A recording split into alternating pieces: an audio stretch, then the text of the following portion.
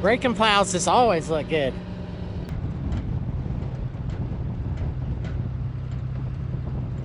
My name's Casey. I'm a farmer here from West Texas this morning. It's been a busy one. I had to go get a box of parts back there in Lubbock, and I had to go pick up a center drive for a pivot that what makes the wheels turn, some U-joints, and now I'm headed to go help set a breaking plow. Albert is hauling a load of water. I'm gonna go jump on the sprayer after I get the breaking plow going. Cheeto's got a whole box of parts, or no, he's got to go put the center drive on the pivot and get the pivot going, and Albert's gonna go start a drip after that. Supposed to have another windy week, so it'll be interesting to see how things hold together this week. We're kind of making some changes on fields where we had problems, so y'all stay tuned.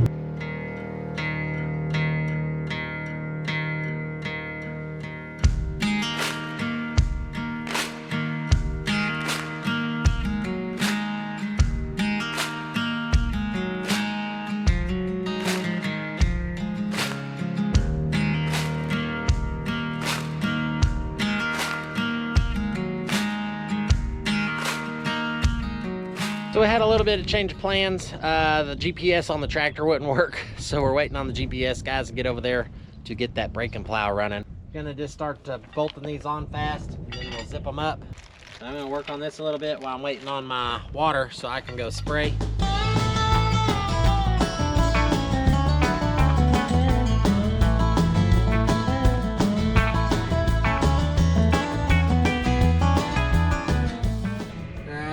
There's Cheeto fixing that center drive on that pivot. Hopefully they got over there and fixed that GPS on that tractor. We'll get back over there to that plow before too long. It's supposed to get windy after lunch, so hopefully I can get this load put out quick. We'll move on to new and funner adventures for this afternoon. On Sunday morning I came over here and this tower wasn't going. The pivot was just stopped. I did put all the breakers down, but just make sure, because you don't want to be shocked. So yeah, that is a for sure sign that this needed changing. Call Cheeto. I'll fix your pivot.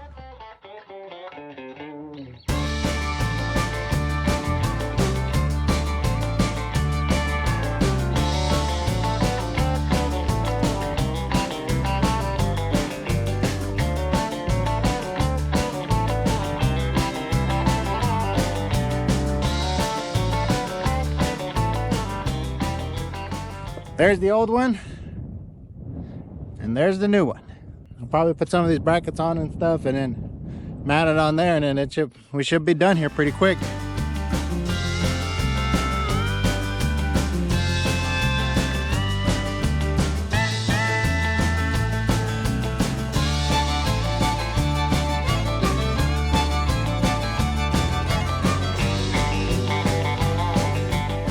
Got that one on. And that one. But now all we got to do is figure out these electrical wires, how to make them pretty again to where they make good connection, and then it should be ready to go.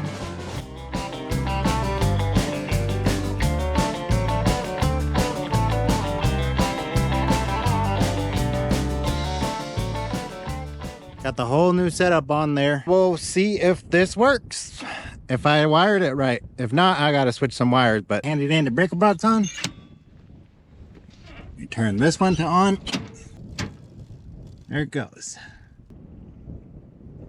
Those outside two towers are supposed to walk back now to where they get straight with the other ones, and then I should not have to override it, because right now I am overriding it because it is so crooked. So let's see if that'll straighten itself out. We got this pivot started just as the wind got here. Taking me all day to get this thing going. My dad's farm, my dad's tractor.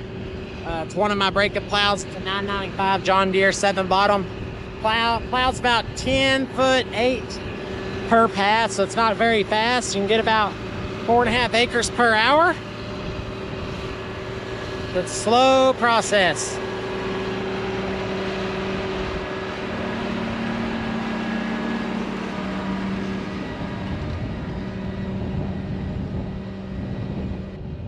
It's leveling it just right, and he's doing a good job. If you've ever ran a break and plow much, it's pretty hard to get one set real level. But these on-land switch plows work pretty good. We broke a lot of land probably 2 years ago. I think about 2,300 acres is what we ran a break and plow over. And ran 2 of them, this one and one more. Boys, work. So, you know, we haven't been running break and plows much since then, other than just where we have to. This is where the wind got on this farm pretty bad the other day. This sowed into a cover crop. You can kind of see the little trails where the drill went. And there's, I don't know if this even germinated on this side, but it's just buckshot dry dust right there. You can see where the disc blade went through the ground. Right there's the seed. Right there's the cover crop seed. That's a rye seed.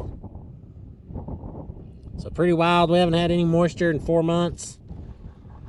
It's just been desert over here. I was actually shocked to see the amount of moisture this is bringing up. You can kind of make a dirt clod with that. Probably running about 8 to 10 inches deep there. Not too deep. We really could go deeper than that, but we got to plant this field back into a crop in a month and a half. So we got to get this dirt settled back in, because if it rains or anything on this ground now, it's going to be soft as a sponge. Having some GPS problems earlier. Got the GPS kind of straightened out. This was hand drove, so we're kind of nudged off of it a little bit. So this first pass isn't going to just level exactly perfect.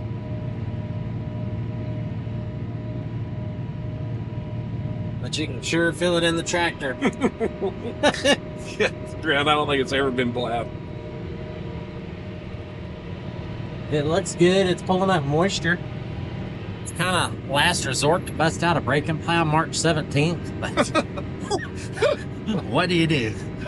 We got sand just going everywhere over here. Oh. You can see the coloration of the field.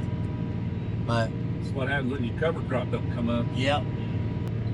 It takes a lot of setting on a plow like this to really get one to level.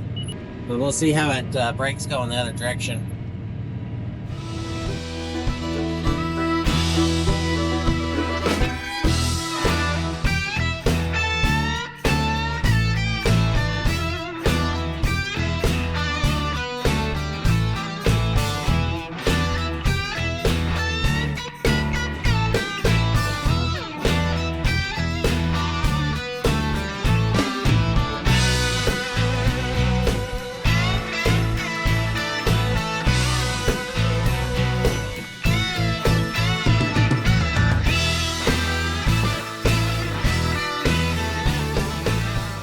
Plow goes through the ground, scoops the dirt, and actually flips it all the way over, leaving it big and lumpy. Pretty level. There's still a little bit of a hole over there we're still working out.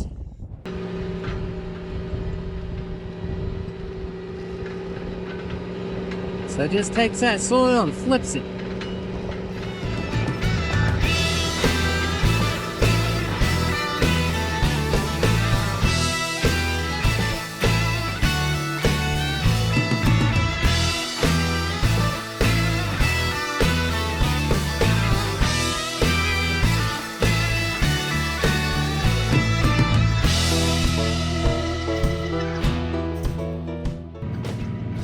Boy, it looks good behind it. Man, that looks nice. Finally kind of got it leveled out after getting past where we had the GPS mess up. Took a couple passes to work out the fat row. So we thought this was interesting.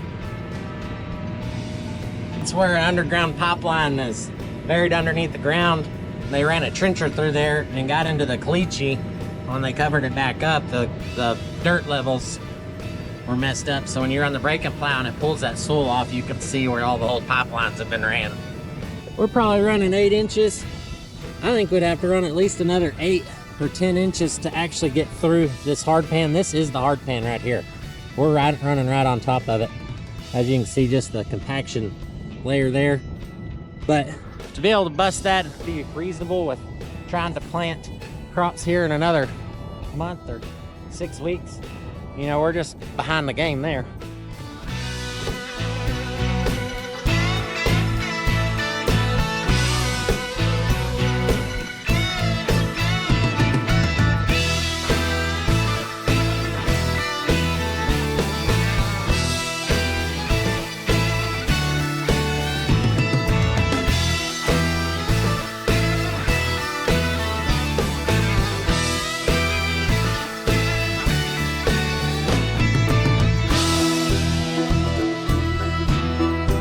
enjoyed watching the tractor plow run a little bit.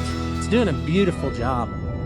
Back over here to the disc, we had a flat right here, so we ended up putting a new tire on it, so that way all 8 tires hold air all the time. When we have it off, we also need to finish painting our rims. I ran out of paint the other day, so we're gonna paint these rims up, and that way we're all done here.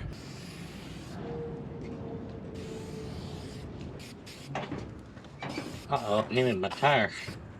All nice and shiny. We're gonna stick them back on the plow. And I think that officially finishes this plow up. We might go plow a turn row here in just a minute. We'll go check this thing out.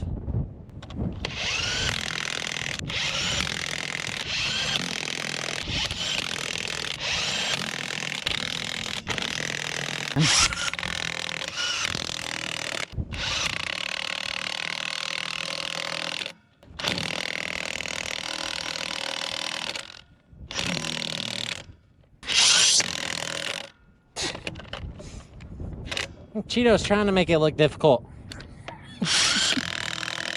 Cheeto,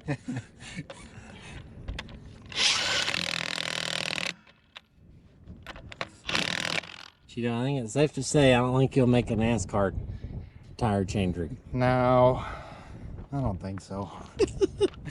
So I'm super excited getting to pull this thing. Albert ran it the other day. I never have pulled it. This 320 doesn't even know it's hooked on. So I could have got by with a lot bigger of a disc, but this is what fits the budget, and this is really what I needed. Just something kind of small that I can run around. Right now I'm just plowing a turn row. This is a low turn row. You can kind of see where the pickup tires have been running in the past. And I have to spray this field across it, and it's kind of bumpy, so I thought I'll take it over here. I need to smooth this off. And I got one other little field, probably 3 or 4 acres, just clean it up.